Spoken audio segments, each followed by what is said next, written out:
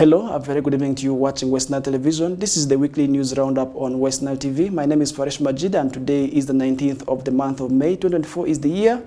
And before we get to give you a recap of some of the stories that transpired in the due course of the week, I want to first of all congratulate the fans of By the Black Angels upon being crowned champions of West Nile Regional League after their 2-1 win over Araka Football Club. And especially we also want to thank the fans and supporters of Manchester City after being crowned champions of 2024 English Premier League. And now that does also really bring us to the start of the NILE CAST news roundup, and this is where we want to start up the discussions right from Arua City, where different road users this week presented peaceful demonstrations over the stall of Pajulu Enyao Bridge, whose construction workers told making access to other places difficult, most especially during rainy season. Oraku Benson Pastore filed the story. Different road users have today presented peaceful demonstration over the stall of Pajulu Enyao Bridge. The project that has lasted for a long period of time was supposed to come to completion last year, that's 2023 as agreed, but the project has delayed up to this period. This bridge has not been in use since the project commenced, and it has become difficult for some of the road users to access other places where you have to first cross the bridge, more especially during the rain season. Oyer Alex, LC1 chairman Awundirisel Onzivu Ward says the project has really taken long since its commencement in 2022 and was expected to have finished in 2023, and it will cost them when rain season gets back. It started in 2022 whereby the constructor promised by August of 2023 to complete the work, but 2023 he failed to complete, and now they are given some grace period up to 31st of December. 31st of December is gone and the work is still. And they had promised, the district engineer promised by April to do the backfilling. But the backfilling is not done, and if you have to see there, no one is there. The guards who are guiding, they are demanding over 10 million. I'm very sure they have forwarded the issue to their superiors and nothing is done. Soon we are going to receive very heavy rain. If we are to receive very heavy rain here, we overspend money on transport. We either use a Diofe road or use water road, which is too expensive. If you are to see the signpost, the allocation for the money is not appearing. And yet they are supposed to what? To allocate the money there. How much this bridge is what? Is costing. They are supposed to allocate there, but it is not even there. Akuyo Emmanuel, a concerned citizen of Uganda, says they have gathered today at the construction point to see what is going on and why the project has stalled, and yet the project was supposed to have been completed last year in 2023. Today we have gathered here to follow up the government project. We remember that when the bridge was launched, we are here. We saw the money, and the money was given. The government gave money, and to our smell, the work has just stopped abruptly. If you go to the working site, you will not even find a mere scar. The scars are not there. The scars are demanding. And look at the bridge, there are no workers. So we are now asking ourselves, what has happened to our money as taxpayers? What has really happened to our money? This activity is supposed to be done by MPs to mobilize the communities. The work is not going. What should we do? But now they are not doing their work. So as citizens, as the citizens of Uganda, we have to mobilize ourselves to follow up this money, because this money cannot be just eaten like that. We are suffering to pay taxes. So we are demanding IGG to come in and investigate what has happened to our money. We have the mayor, Arua City, we have the LC5, Arua District, we have RCC, we have a deputy RCC, we have assistant RCC to follow up this activity, because we are suffering. The mothers are dying. There's no access road. Michael, a resident of Pajulu who drives similar, says it has become difficult for them of late to the extent that two vehicles cannot pass, and the worst is during rain seasons, and urges government to do something. Vehicles cannot even bypass each other. One has to give way for the other to pass. And this bridge itself, much as maybe some people are saying the bridge is complete, but we are still thinking there's a lot of work to be done on this bridge besides the road. And even when the rain comes, we don't know how we are going. Alfred Okonze, LC5 chairman Arua District, urges community members to be calm, and very soon the project shall be completed because much of the work has been done already and is remaining only the artwork. We have been pushing very well. the project has gone up to the level where you have seen it stagnated. Why it stagnated was purely because of technical reasons, because the calculations for earthworks was enough to take the earthworks up to the level where they have done the backfilling, and from there it caused the shortage. What does this mean? It means going back to the consultant who drew the design to get his buy-in in terms of the variation to fill back that remaining space. So as a district, we cannot do that on our own. We have procurement committee here. First of all, the contractor has to generate variations, which variations has to be examined by the district technical team. That has to be tabled before the district procurement committee.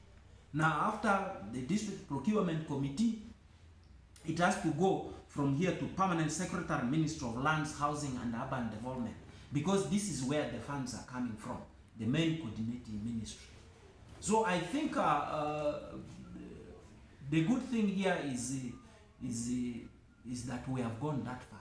What is remaining is the earthworks for the vehicles to bring back the Mara. And I have been saying that for us as people, the leader of the people, and also the community members, we want to see that Maram is brought there and the bridge is passable, motorable. That is what we want to see. The rest of the technical bit is the work of the technical team. So we want to see that the bridge is motorable. It must be accessed by the people. People must be walking over the beam. So we are waiting for the reply from the Minister for Lands, Housing and Urban Development to say, go ahead, we can pay these variations. So how much is the variation? This variance should be footed. What I know in front of me is that there's a letter of request for permission to execute the remaining parts of the project, which has to be communicated by the district engineer to say how much it is. But I am in receipt of a letter saying that there's a request for approval of variation to give a go ahead to the contractor to start works. Oraku Benson Pastore, West Nile Television, NILE CAST. Back now looking at what is happening in the world of census. During a task force meeting at the Resident District Commissioner's Office in Moyo District, Taban Peter Data revealed that the national population and housing census in Moyo District is progressing well. Okumu Dominic has more details on this story.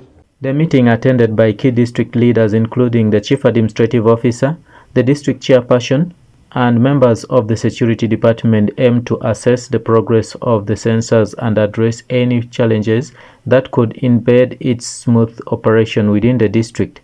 Mr. Gore Goffin, the resident district commissioner Moyo, emphasized that the national house-to-house census activities are advancing well and peacefully within the district with no security concerns. I would wish to assure the people that are in Moyo district, the census enumeration exercise is progressing very well. Our team are all in the field. They're enumerating well. I want to ask the people to make sure that they provide all the necessary information that is needed. This information is very, very important for the development of our country. So if you are not there at home, please make sure you leave all the available information with a competent person who can be able to provide the information to the enumerators. He assured the public that the security situation along the district's border is satisfactory and efforts have been made to collaborate with neighboring countries to maintain peace along the border. He encouraged the public to participate in the exercise and advised them to leave essential information with those present during the census to ensure their data is accurately captured. Remarkably, the district has exceeded the Uganda Bureau of Statistics UBO's target of enumerating at least 2,800 households per day within the district. Our border lines are peaceful. We are in collaboration with our sister neighboring country to ensure that the exercise progresses peacefully. Mrs. Ongerto Jessica, the Chief Administrative Officer and the Chairperson of the National House-to-House Census enumeration in the district, echoed the positive progress of the activities, She acknowledged minor challenges such as system malfunctions and power issues, particularly in Lefori, but assured that efforts are being made to resolve these issues promptly. Despite these challenges, the census continues to move forward smoothly within the district. Generally, they are moving on well. And then they had a challenge of identification, but as I speak, now they have been given tags. They now have the jackets. So that has been solved. On the target, our target was 2,808 per day. But from the reports I saw, we have even surpassed that 2,800 per day. It's more than 3,000. So in my view, we are moving on well. Generally, they are moving on well. And then they had a challenge of identification, but as I speak, now they have been given tags. They now have the jackets. So that has been solved. On the target, our target was 2,808 per day. But from the reports I saw, we have even surpassed that 2,800. She, however, urged the public to remain patient and calm, emphasizing that the census is not a one-day task. She acknowledged that some individuals have been waiting for enumerators to visit their households without success, but reassured them that they will be counted in the due course of the process. I request people to remain patient.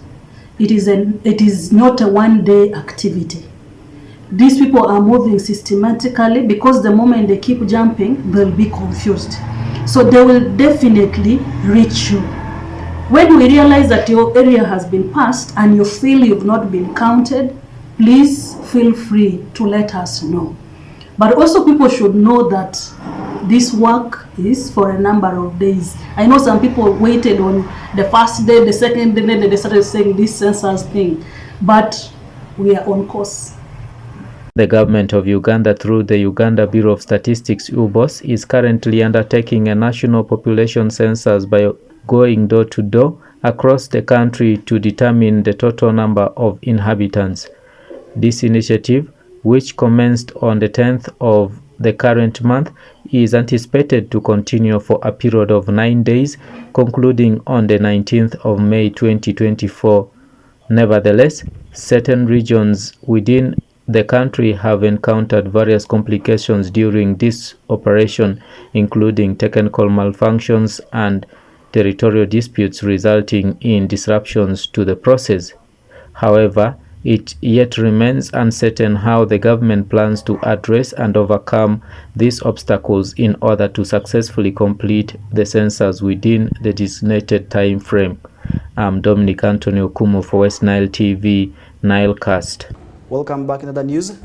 The 724 foot pilgrims from the Catholic Diocese who are trekking for more than 258-kilometer journey of faith to Uganda Matters Shrine Namugongo have entered another day in their journey, as Alfred Jawok has more details of the story. The 724-foot pilgrims from Nebi Catholic Diocese who are trekking for more than 258-kilometer journey of faith to Matters Shrine in Namugongo have entered day one of their journey. The Christians from different Catholic chapels in Nebi Catholic Diocese have been flagged off for Namugongo this morning at St. Martha's Chapel Namrodho by Right Reverend Raphael Pumonyo Kurach, the Bishop of Nebi Catholic Diocese. Speaking to our reporter this morning, Robert Orombi, one of the pilgrims and a member of Anglican Church, reveals that they are ready for the journey, and on day one they will make stopover in Pakwach Catholic Parish, where the pilgrims will spend the night for the next journey on 16th May 2024.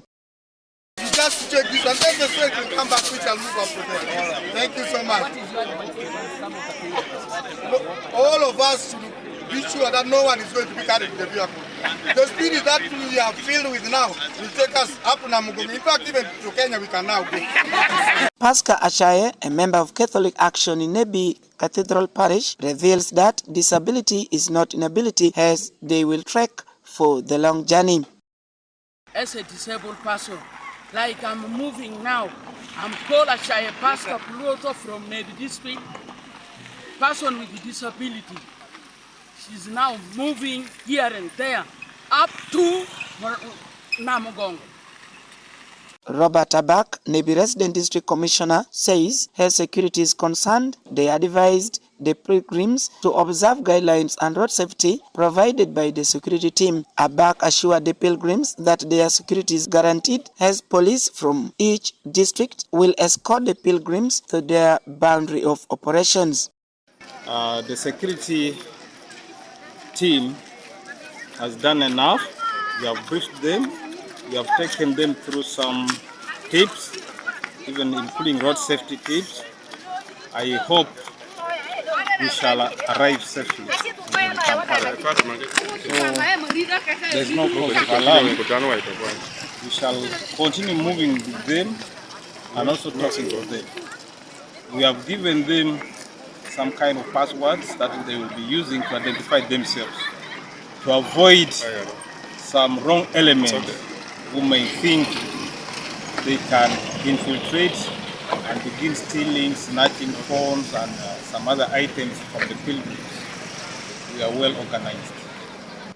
Every 3rd June annually, those who believe and have faith in Jesus Christ and a Catholic and Anglican Church converge at Namugongo, respectively, to celebrate the life of Uganda martyrs who were murdered for their faith. In Uganda, Martyrs' Day is a national public holiday as the day commemorates the 45 martyrs, both Catholic and Anglican, who were killed on the orders of Kabaka Mwanga II, then the King of Buganda, between 1885 and 1887. Among the leaders who were present during the flagging off of the pilgrims include Honorable Quishin Grace Freedom, Senior Presidential Advisor, Honorable Hashim Suleiman, Member of Parliament, Nebi Municipality, Honorable Isaac Otemgiu, Member of Parliament, Padiri County, Dennis Olieko, one of the organizers, priests and pilgrims, among others. Alfred Jawok, West Nile TV, Nile Cast.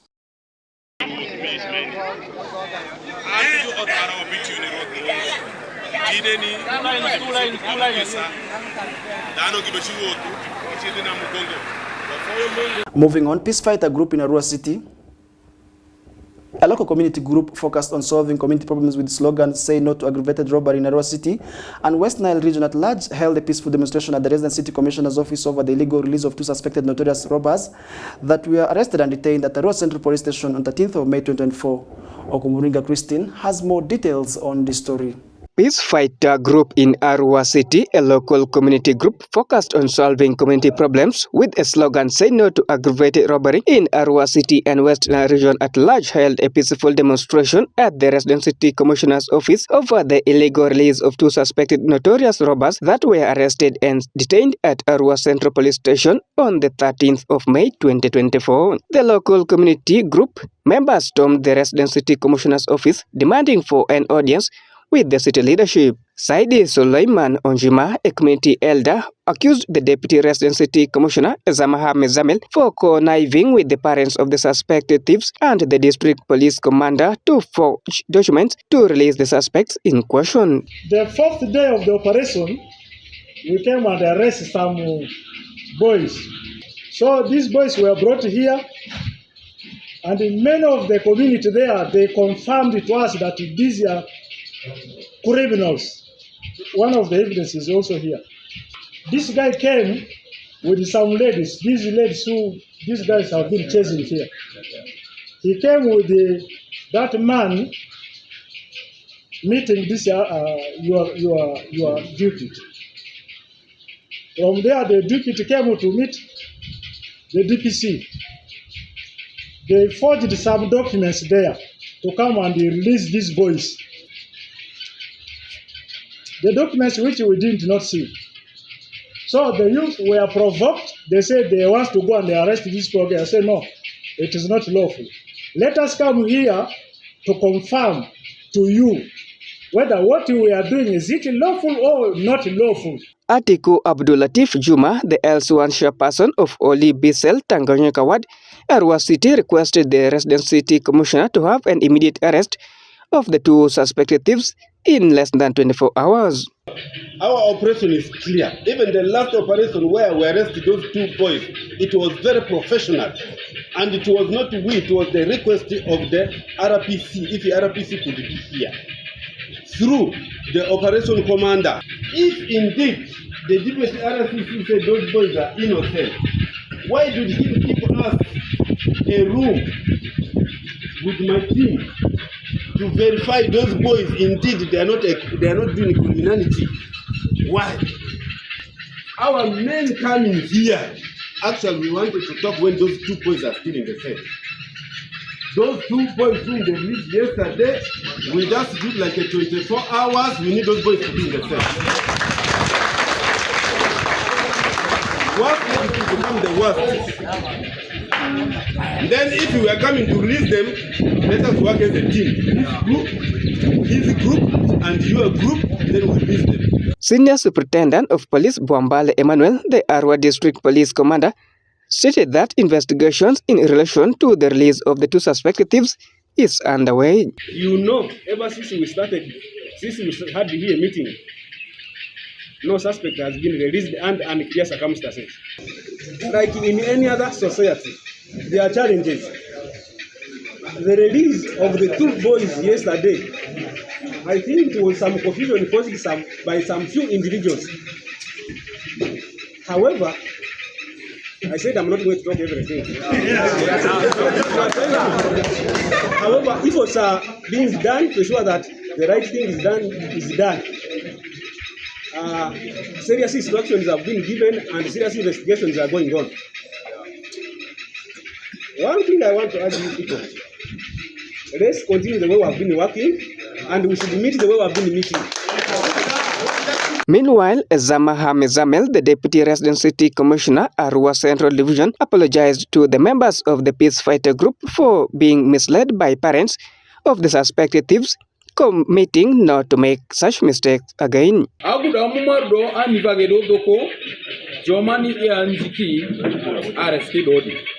Lakini ni zi intention endra kubari njola njura ko maida njura akako merala andi mai chova mukosara eko idodondo merala. His Worship Wadris Sam Nyakwa, the mayor for Arua City, thanked the Peace Fighters Group for their coordination with the police to curbing crime in Arua City. He further urged the group members to forgive Ezama Hamezamel for the mistakes made. I want to applaud you. I want to thank you for now doing the very right thing. We have decided don't do any operation without the DPC. Yes. Because for them, they are the trained people. The police is the trained force.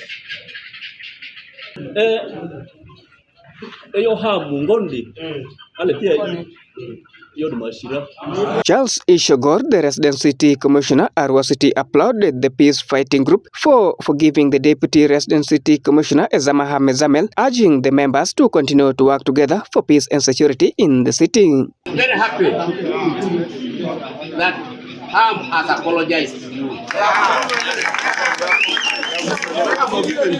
And you have accepted the apology.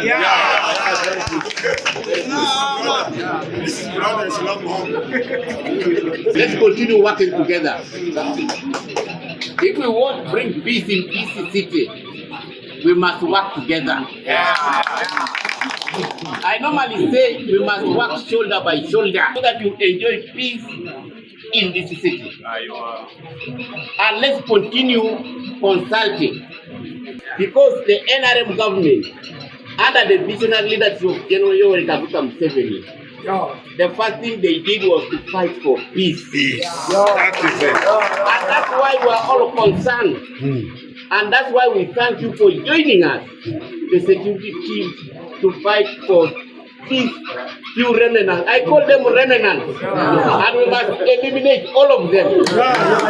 Peace Oshaki, Akomoringa Christine, West Nile Television, Nile Cast. Moving on, farmers in Western sub-region have been called upon to embrace oilseed production so as to reduce on the cost of importing it.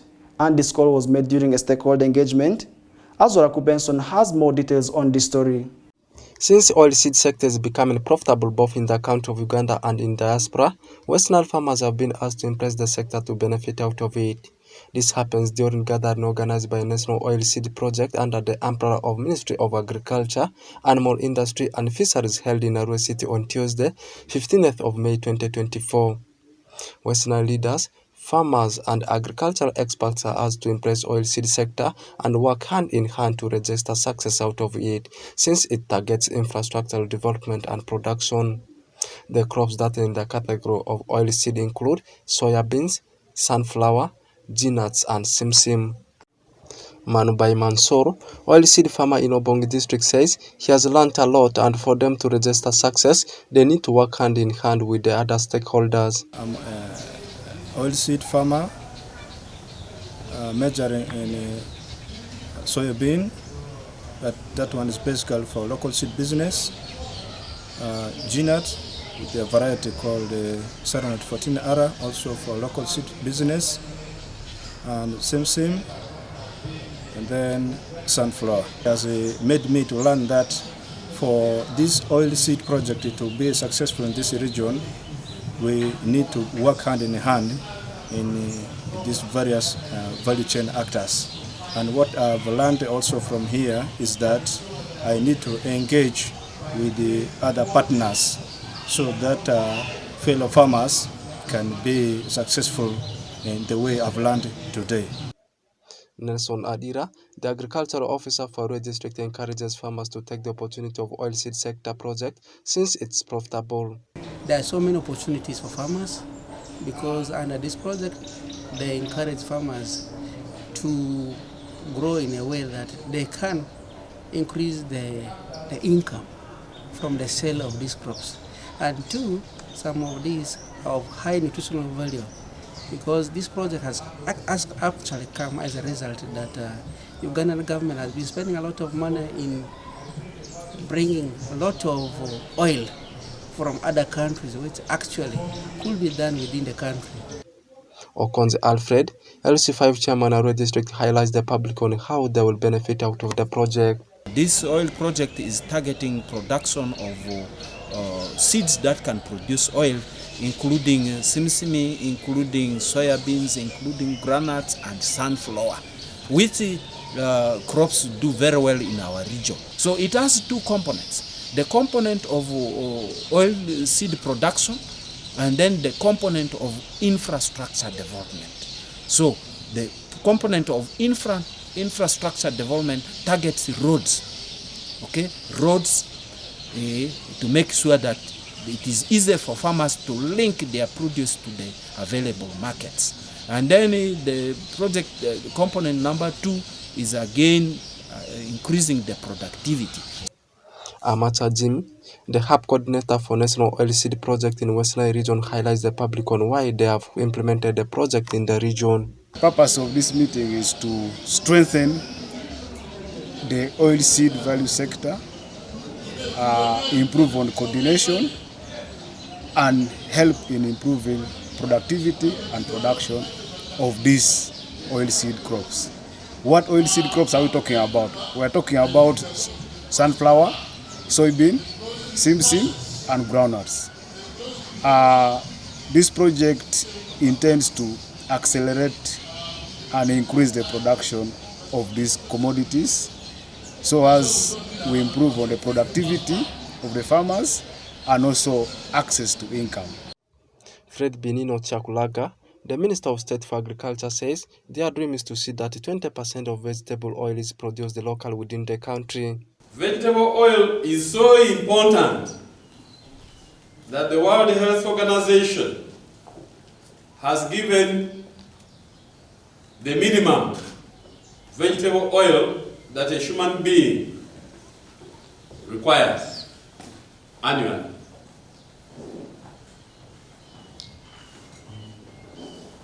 In Uganda, we are a bit conservative and we give a minimum that is below that given by the World Health Organization. Our dream regarding vegetable oil is to have the entire requirement produced locally, so that we can depart from the current situation where only 20% of the required vegetable oil in Uganda is produced locally, and the other 80% is imported from mainly Indonesia and Malaysia. National Oil Seed Project is targeting poor regions in the country. Therefore, Western region is one of them, implemented in all the 12 districts in the region and general in 81 districts in the country, and the project is expected to run till 2027. Oraku Benson Pastore, Western Television, NILE CAST. Traders in Karuma Town Council have declared the low sales following the diversion of routes for heavy trucks and buses as works on Karuma Bridge continues, and as a result, some of them have resorted to doing other businesses. Meanwhile, some have left their business, which they say is dragging them behind. Alfred Jawok has more details on the story. Street vendors in Karuma Town Council, Kriadongo district are counting losses as they fail to get profit for their businesses due to low sales after the pronouncement by Uganda National Roads Authority, UNRA, halting heavy trucks crossing to and from northern Uganda. Many vendors who used to support their families through selling of different commodities in Karuma Town have failed to extend their help since they are operating on losses. A mini survey conducted by this reporter indicates that some street vendors go back home with empty hands, sitting from morning to evening without sales. Rachel Lamono, a sambusa seller on Karuma Highway, says she has resorted to selling scraps to earn money as she no longer gets profit in selling her products. She attributes the low sales to the closure of Karuma Bridge by Uganda National Roads Authority.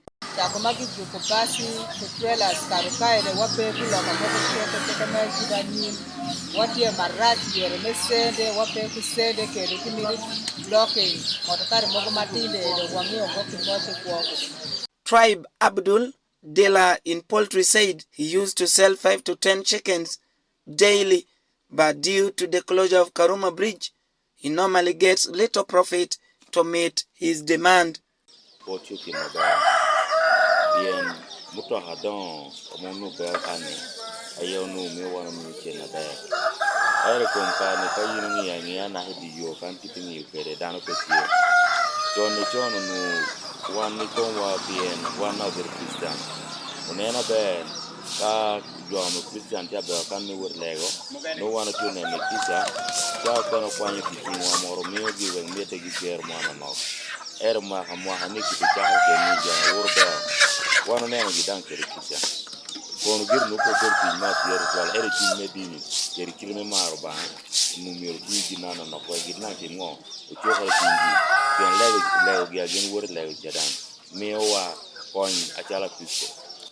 Fred Okello, chairperson Karuma Boda Boda Association, says they are most vulnerable and calls upon the government to extend support to the street vendors, especially in Karuma, to boost their businesses. Ati Boda Boda mi Karuma Town Council. Kawoni tijuda kotekiwa tijukiwa yo basi wavutu kule do ngetwa kai kimi kadiwa bridge do kotek ko motokare basi aika Kampala binu motokare mi matendo wanange pango tie tingo kaso amigiteru do wan ka yore do kotekiwa waboda do wabidenu chan yore do kotek wakwa juma malo onen kiryo mimi wakonywa no boda ko wabitako. Asumano Keti, market due collector, expressed worry over low businesses since many street vendors shunned the business. He promised not to take tender gain as some of the street vendors are looking for survival outside the town. My customers and my people, the challenges we have, life is not really easy in Karuma. Because like some of our brothers who are working in taxis, they are not getting passengers. Because so many people, they came from our side, they always mania and then they proceed to Lira. That is the challenge that we have. Those guys, they are not getting it. Currently, the prices of commodities in Karuma town has reduced, unlike those days when the street vendors could overcharge their customers. Karuma town borders Noah district from the southern bank of Karuma Bridge. It is alleged that next week Uganda National Roads Authority will also ban light vehicles from using the bridge, leaving now only boda to use the bridge. Alfred Jawok, West Nile TV, Nile Cast. Moving on, an accident along Atiak Omi Highway in Ajuman district left 2 people dead and 2 others critically injured after a vehicle registration number UBF 205D Toyota Wish had a collision with the Badat motorcycle number UFH 197Q heading to Pekele Town Council. Onjima Alan has more details on this story.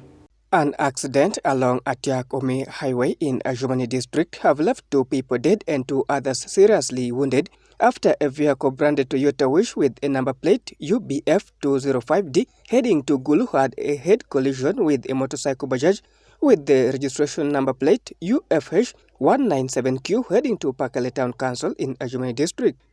The accident took place over the weekend in Melia Dairy Village, Pakele Town Council, Ajumani district. The injured persons were rushed to Ajumani General Hospital, where 1 person was pronounced dead. Honorable Mania Corina, Secretary for Production and Marketing, Pakele Town Council, said she was informed about the incident through a phone call from the local authorities, after which they were able to identify the victims. So I got a call from one of our Vice LC. One called me, there's an accident occurred on the roadside. So I also came. So I find it is true. I find it is true. 2 people, one is a girl, it's called Jackie Lake.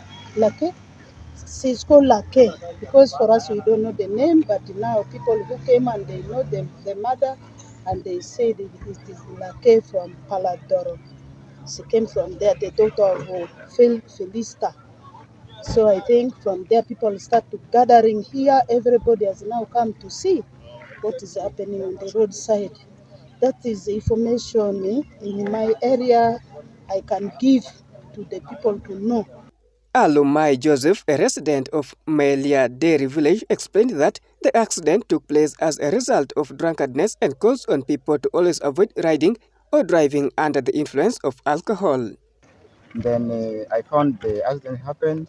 There are 2 people who were knocked by vehicle, and this accident happened usually when people were drunk, and the road is safe, and these people they connect, and most times they lose their lives, and this incident happens many times along this road here.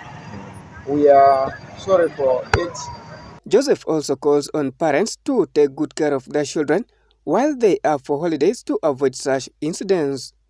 But I'm urging the parents to take care of their children, because now children are at home, they are resting, they are to support their family, but they may tend to use this holiday for doing bad things.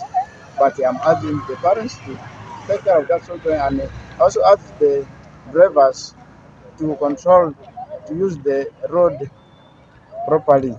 They should not be drunk. According to the locals, most accidents occur in the area as a result of reckless driving and carelessness by some people in the area. Peace Unshaki, Onjima Alan, West Nile Television, Nile Cast. As we move on, following the sour relationship between the refugees and host communities, Luke Barakari had to come intervene to hold a community baraza so as to help in restoring back the past relationship in order to achieve development. Oraku Benson has more details on this story. As the relationship between the host communities and the refugees is diminishing, and at the same time rampant climate change in West Nile region, Luke Barakari together with some district leaders organized gathering in Teregu district at Ileju Town Council on Wednesday, 15th of May 2024 to sensitize the communities on how to create harmony between the host community members and the refugees for the purpose of peace building, and at the same time how to handle rampant climate change. Pharaoh Richard Andama, Minister for Tourism and Wildlife Luke Barakari, says the host communities should stay in harmony with the refugees and handle them like brothers when it comes to land issues. You see, it is quite very important that when the refugees came here, government, through the local governments, offered them areas for settlement. Now, many of the areas that were given were actually communal lands which people used to use for grazing and for hunting.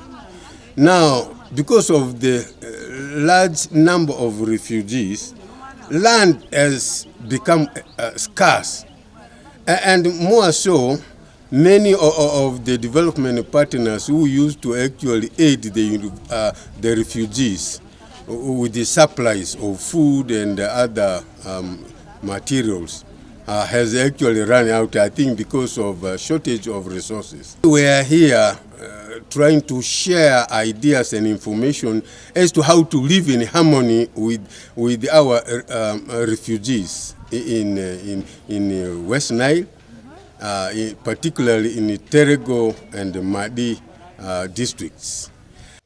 Peter Gift, Refugee Welfare Councillor for Western Region, says they still continue to encounter some challenges from the host communities. One of the challenges, landlords sometimes do not respect the agreement that they have. It can be verbal, most times it has been verbal agreement between the landlord and either a refugee who wants a land. And you find that after cultivating, either putting your cassava there, before your cassava yields, you may find that the landlord has already hired that land to someone else.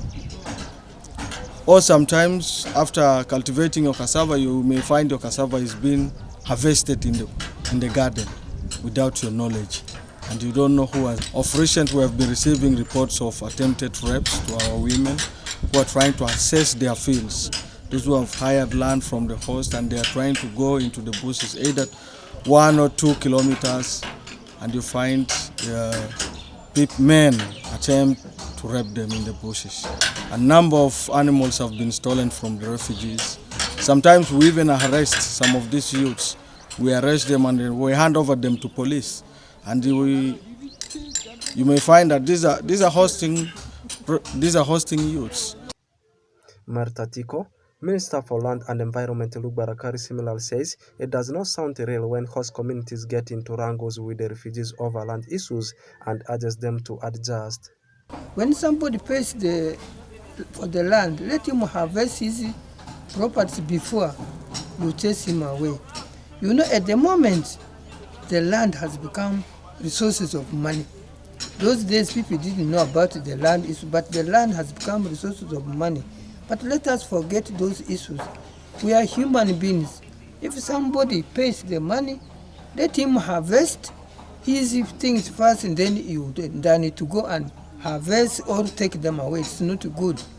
Right Honorable Tuku Ismail, Prime Minister Luke Barakari highlights the public on some of the solutions to the challenges the refugees encounter, more especially on the issues of the land. The challenge of recent has been that the stray animals from the refugee side, when they come to the area of the landlords, these animals cannot be traced easily. In most cases, they disappear in the thin air. For that reason, we formed a committee called the Alliance Committee of 32 members. Half the refugees, that's 16, and half the landlord, to handle this kind of matters. And we have also trained this committee in settling matters using the alternative dispute resolution, leave alone going to the formal courts and so on. So this is very effective and it is happening. With the introduction of CCOs, that is Certificate of Customary Ownership of Land, introduced by ZOA. Before you give a refugee land, whether you rent it out or you give for free, you have to have a certificate, agree on paper to say the duration for you to use my piece of land is 1 year, 2 years, and so on. Chamber de John Baptiste, Assistant Superintendent of Police Teregu District Final, highlights the challenges and possible solutions to them. We have received some cases, but the challenging part we get in cases of rape that have happened in the refugee communities. Some cases have been reported late, and the victims fail to give a narration of what exactly happened so that we can have a very good basis to initiate investigations. Then some other cases are not reported to police at all. Let them avoid those solitary movements, especially when they are going to fetch water. They are going to fetch firewood. Let them move in groups at least 2 or 3. These youth who are talked about to have been suspected to be the ones promoting this kind of vice and criminality, let us talk to our children, because these are our children. Uganda is one of the few countries known of providing safe hub for refugees, and Western region alone is having different refugee hubs. Therefore, host communities are asked to be friendly to them. Oraku Benson Pastore, Western Television, NILE CAST.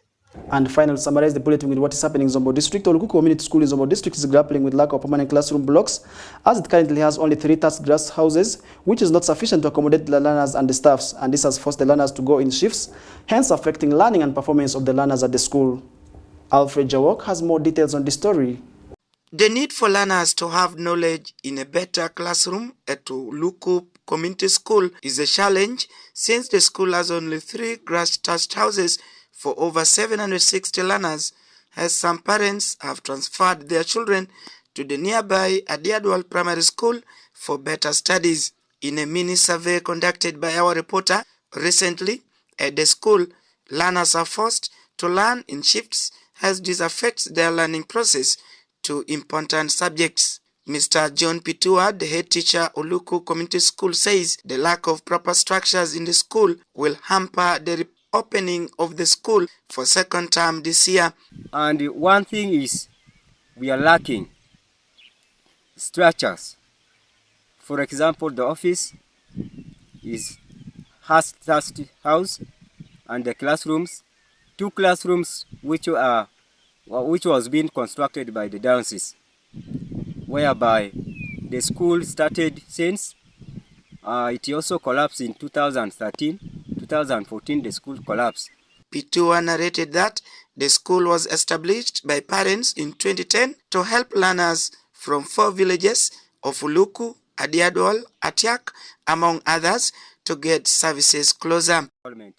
Then it came to the option whereby the school where nearby we are here is very far. That is Adiadwal Primary School. It is 3 kilometers from here. So from 2017 we reopen again the school. So the school is from P1 up to P6. Geoffrey Mashakado, Chairperson School Management Committee and Chairperson Local Council 1, Uluku Village, where the school is located, says upon several requests to Zombo District Education Department to accord the school by government, their efforts hit a snag. Bang oru wakia pere, the work plan, doki Jumi District, headmaster mwagi chwalo gine enigi report form mapol mwaju pongo, mwaju chwalo kadi ministry kucha chedo, but aduogine mazelo. Peter Owinji, an elder in Uluku village, revealed that despite the school being a private school, there is need for government intervention to support the school. He noted that with this new curriculum, which requires research, some of them have transferred their children to look for schools in War, Paida, and Atiak, respectively.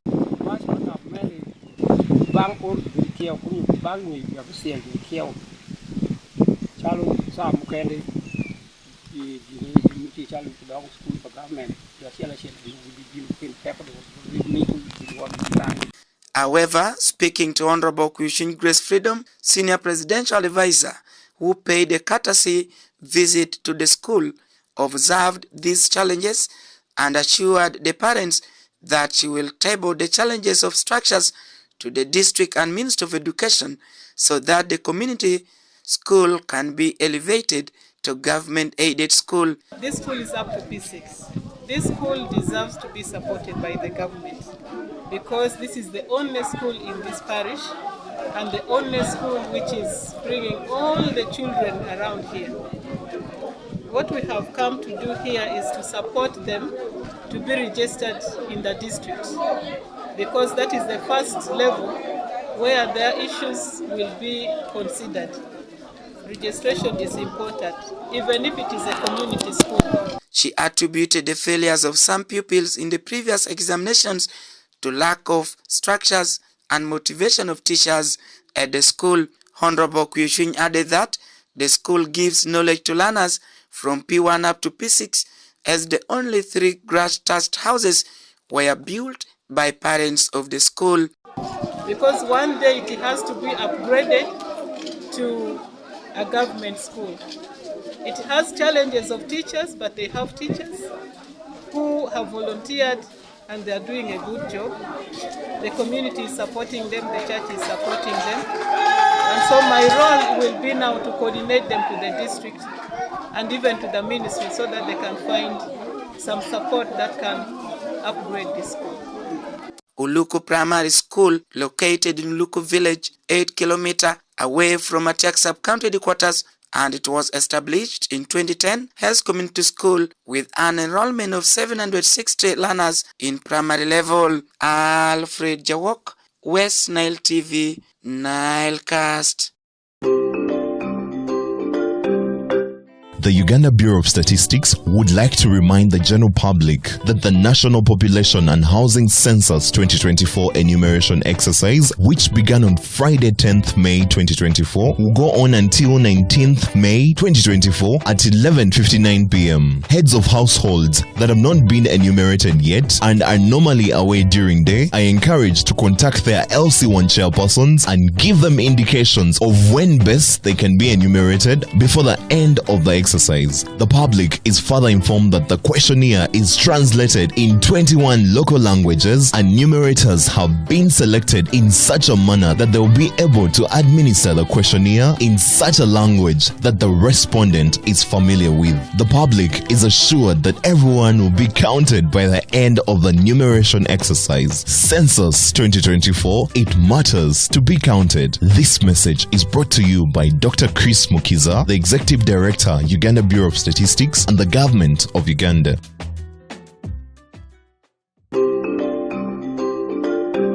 And dear viewer, that does summarize our 19th of May 2024 NILE CAST News Roundup. I've been Faresh Majid. Have yourselves a good evening.